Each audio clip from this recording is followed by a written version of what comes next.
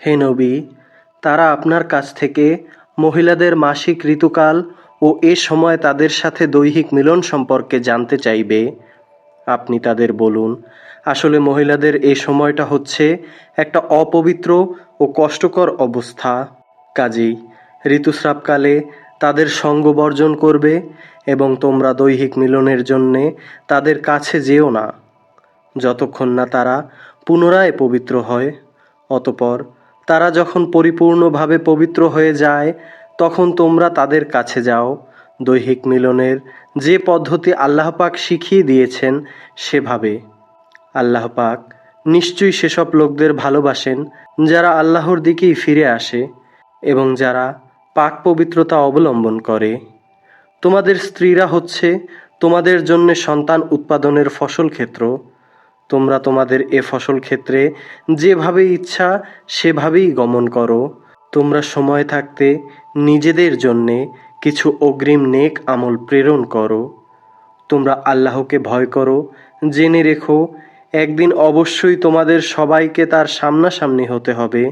মুমিনদের আপনি পুরস্কারের সুসংবাদ দিন। তোমরা তোমাদের এমন শপথের জন্যে আল্লাহর নামকে কখনো ঢাল হিসেবে ব্যবহার করবে না যার মাধ্যমে নেক কাজ করা, আল্লাহ পাককে ভয় করা এবং মানুষদের মাঝে শান্তি শৃঙ্খলা প্রতিষ্ঠা করার কাজ থেকে তোমরা দূরে থাকবে, কারণ আল্লাহ পাক তোমাদের সব কিছুই শোনেন এবং সব কথাই তিনি জানেন। আল্লাহ পাক তোমাদের অহেতুক শপথের জন্যে কখনো পাকড়াও করবেন না, তবে তিনি অবশ্যই সেসব শপথের ব্যাপারে তোমাদের জিজ্ঞাসাবাদ করবেন যা তোমরা মনের সংকল্পের সাথে সম্পন্ন করো। বস্তুত আল্লাহ পাক সর্বাধিক ক্ষমাশীল ও ধৈর্যশীল। যেসব লোক নিজ স্ত্রীদের কাছে যাবে না বলে কসম করেছে তাদের এ ব্যাপারে মনস্থির করার জন্যে 4 মাসের সুযোগ রয়েছে। এ সময়ের ভেতর যদি তারা তাদের কসম থেকে ফিরে আসে তাহলে জেনে রেখো আল্লাহ পাক ক্ষমাশীল ও দয়াবান। আর তারা যদি এ সময়ের ভেতর তালাক দেওয়ার সিদ্ধান্ত করে তাহলে তারা যেন জেনে রাখে আল্লাহ পাক সব শোনেন, জানেন। তালাকপ্রাপ্তা মহিলারা যেন 3টি মাসিক ঋতু অথবা ঋতু থেকে পবিত্র থাকার 3টি মুদ্দত পর্যন্ত নিজেদের পুনরায় বিয়ের বন্ধন থেকে দূরে রাখে। তাদের গর্ভাশয়ে আল্লাহ পাক যা কিছু সৃষ্টি করেছেন তা গোপন করা কোনো অবস্থায় তাদের পক্ষে ন্যায়সঙ্গত হবে না। যদি তারা আল্লাহর ওপর এবং আখিরাতের ওপর ঈমান আনে, এ সময়ের ভেতর তাদের ফিরিয়ে নেয়া সম্পর্কে তাদের স্বামীরা অবশ্য বেশি অধিকারী। যদি তারা উভয়ে পরস্পর মিলেমিশে চলতে চায়, পুরুষদের ওপর নারীদের যেমন ন্যায়ানুগ অধিকার রয়েছে তেমনি রয়েছে নারীদের ওপর পুরুষদের অধিকার। পারিবারিক ভরণ পোষণের দায়িত্বের কারণে তাদের ওপর পুরুষদের মর্যাদা 1 ধাপ বেশি। আল্লাহ পাক বিপুল ক্ষমতার অধিকারী, তিনি পরম কুশলী। তালাক 2 বার মাত্র উচ্চারণ করা যেতে পারে। 3য় বারের পূর্বেই হয় সম্মান মর্যাদার সাথে তাকে ফিরিয়ে আনতে হবে অথবা সহৃদয়তার সাথে তাকে চলে যেতে হবে। তোমাদের জন্যে এটা কোনো অবস্থায় ন্যায়সঙ্গত নয় যে বিয়ের আগে যা কিছু তোমরা তাদের দিয়েছ তা তাদের থেকে ফিরিয়ে নেবে। তবে আল্লাহর নির্দিষ্ট সীমারেখার ভেতর থেকে স্বামী স্ত্রী একত্রে জীবন কাটাতে পারবে না এমন আশঙ্কা যদি দেখা দেয় তখন পৃথক হয়ে যাওয়াটাই উত্তম। এমন অবস্থায় যদি তোমাদের ভয় হয় যে এরা আল্লাহর বিধানের গণ্ডির ভেতর থাকতে পারবে না, তাহলে স্ত্রী যদি স্বামীকে কিছু বিনিময় দেয় এবং তা দিয়ে বিচ্ছেদ ঘটিয়ে নেয় তাহলে তাদের উভয়ের উপর এটা কোনো দূষণীয় হবে না। জেনে রেখো এটা হলো মহান আল্লাহর নির্ধারিত সীমারেখা, তা কখনো অতিক্রম করো না। আর যারা আল্লাহর দেয়া সীমারেখা লঙ্ঘন করে তারা হচ্ছে সুস্পষ্ট অত্যাচারী। যদি সে তাকে তালাক দিয়েই দেয় তাহলে এরপর এই স্ত্রী তার জন্যে আর বৈধ হবে না। হ্যাঁ, যদি তাকে অপর কোনো স্বামী বিয়ে করে এবং নিয়ম মাফিক তাকে তালাক দেয় এবং পরবর্তী পর্যায়ে তারা যদি সত্যিই মনে করে তারা এখন স্বামী স্ত্রীর অধিকার সম্পর্কে আল্লাহর সীমারেখা মেনে চলতে পারবে, তাহলে পুনরায় বিয়ে বন্ধনে ফিরে আসাতে তাদের ওপর কোনো দোষ নেই। এটা হলো আল্লাহর বেঁধে দেয়া সীমারেখা।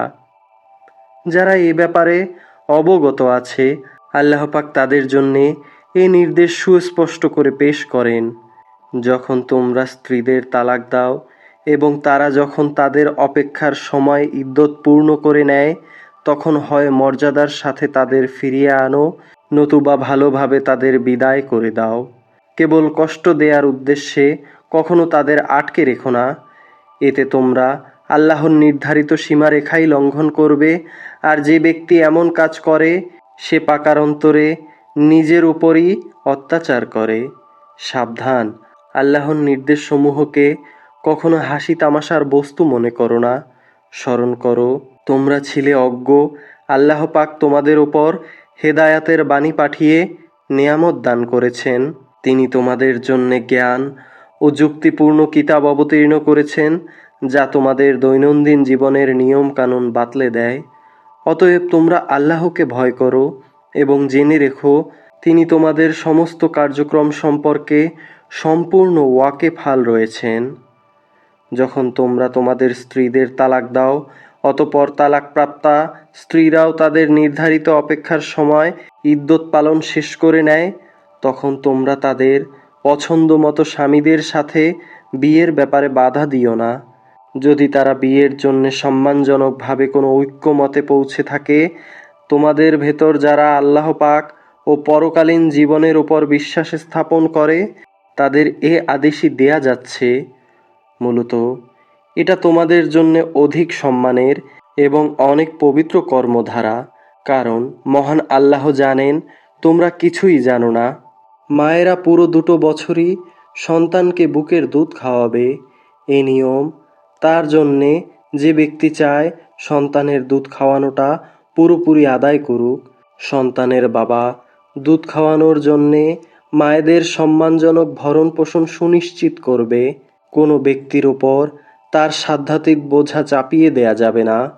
পিতার সঙ্গতির কথা ভাবতে গিয়ে দেখতে হবে মায়েরাও যেন আবার নিজ সন্তান নিয়ে বেশি কষ্টে না পড়ে যায়, এবং পিতাকেও যেন সন্তান জন্ম দেওয়ার জন্যে অযথা কষ্টে পড়ে যেতে না হয়, সেটাও খেয়াল রাখতে হবে।